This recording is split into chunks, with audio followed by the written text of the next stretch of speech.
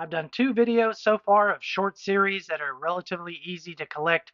One was DC related, tied to Showcase, and the other one was Marvel Bronze Age short series.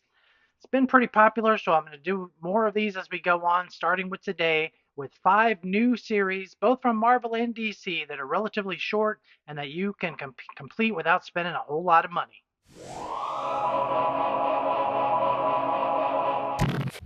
Hey everyone, it's Kevin. Welcome again to Doc's Comics. I hope you're having a great week. As I said, I'm going to show you five short series again this week that you can collect relatively inexpensively from both the Bronze Age and the Silver Age, and both from Marvel and DC. And we're going to start with this series here. This is Marvel Presents, which lasts for 12 issues from October of 1975 until August of 1977. The first two issues introduce Bloodstone, whose daughter makes an appearance in the Werewolf by Night one-shot on the MCU television show. And then beginning with number 3 until issue number 12, it runs with the Guardians of the Galaxy, and these are in fact the first solo appearances of Guardians of the Galaxy in their own book, unless you count their first appearance in Marvel Superheroes number 18. This series has a number of different creators. It kind of hops around a little bit. Terry Austin, Jim Starlin, Howard Chaykin, among others, do artwork in this series. Interestingly, issue number 8, I believe, contains predominantly reprint material from Silver Surfer number 2, the Silver Age series, although it does have a little bit of new content in there. And other than issue 1 and issue 3, which can get $100 in high grade, these should all be relatively easy for you to get, reachable to get, and I see these books all the time online, on whatnot, and various places, so it shouldn't cost you an arm and a leg. The second series that I'm going to feature in this video is Plastic Man, and this is the Silver Age version. This lasts for 10 issues from November of 1966 until about May of 1968. Now, to be fair, this book does continue with issue 11 and runs through issue number 20 in the mid 1970s, I think from 75 to 76 or 76 to 77. I can't remember which one. But I kind of consider these first 10 issues during the Silver Age to be complete in and of itself, and so I consider this series to be complete as a result. Just like the previous series, this one has a lot of floating creators, a lot of people who got involved, including Gil Kane, Mortimer, Sperling, to name a few others. Number 1 can be kind of expensive depending upon what grade you want. Higher grade books can run you $200 or $300, but the rest of them, I feel very confident that if you're looking for mid-grade copies, you can get them for $20, $25 or less, or more, of course, if you want higher grade books. But it's a fun series, and it has some really dynamic covers that are worth the price of admission just by themselves. Third on today's list is Secret Six, and we're staying here in the Silver Age of DC. This series only ran for 7 issues. It ran from April of 1968 until April of 1969.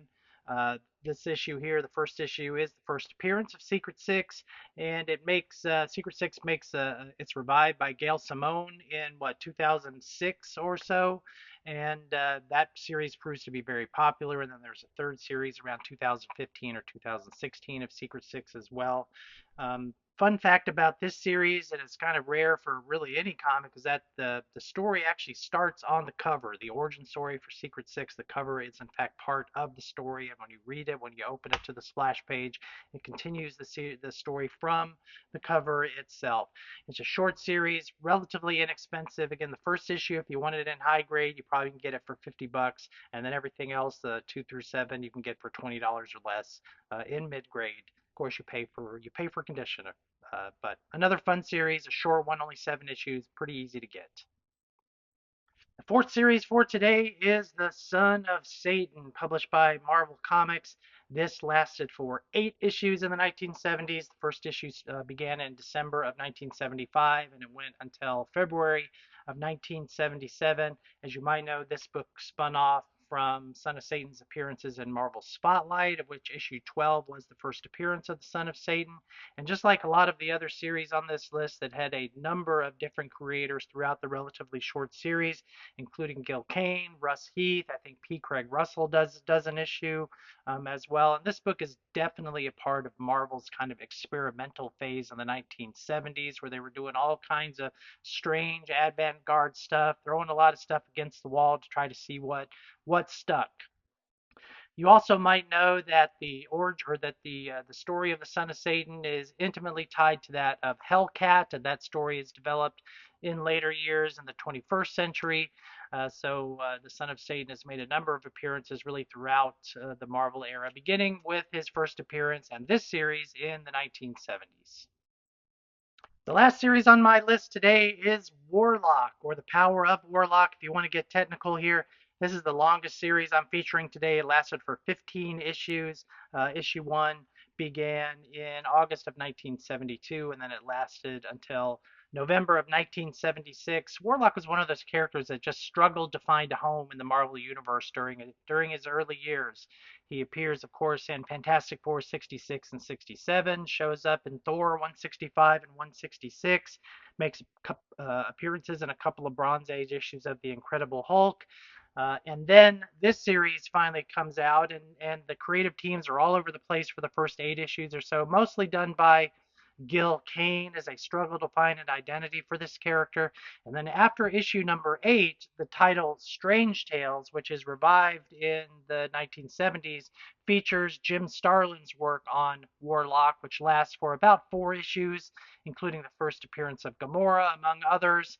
And then after that run of Strange Tales done by Jim Starlin, he moves Warlock back over to his own title, starting with number 9, and he does the rest of the issues from 9 until the end of the series with number 15. I'm sure all of you know that in later decades, Warlock got much more popular. He was a featured character in the Infinity Gauntlet, and then the Infinity Crusade and the Infinity Wars. Got his own series in the 1990s. And of course, Warlock does make a cameo appearance in a cutscene in the Marvel Cinematic Universe. So we will see if Warlock shows up at some other point in later Marvel series. So that was another quick one. 5 series that are relatively short runs from the Silver and Bronze Age that I think you'll enjoy and that you might find relatively easy to complete. If you find this one popular, I got plenty more material related to this that I will do in future videos. In the meantime, please like, subscribe, follow, hit some links, do all that other fun stuff. I'm slowly but surely growing. I'm happy with the results, and hopefully we'll continue to get more and more subscribers and more views. So we'll see you on the next episode, and thanks so much.